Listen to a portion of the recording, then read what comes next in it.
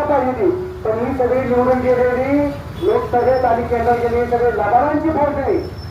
मला त्याला एवढं सांगायचं, तुम्ही शेतकऱ्यांच्या कर्जमाफीचा प्रश्न आणि दिव्यांगांचा प्रश्न, जे शेतकऱ्यांचे हिताचे प्रश्न सोडवा.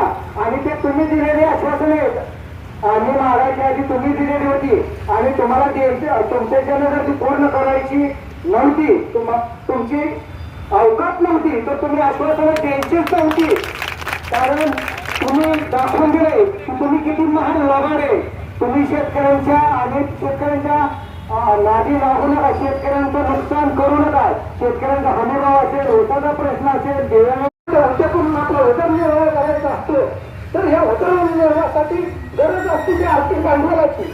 तर सरकारकडून जी आर्थिक भांडवल म्हणून जी पेन्शन देण्यात येते, त्या पेन्शनची वाढ व्हावी आणि ती सरकारने या सर्व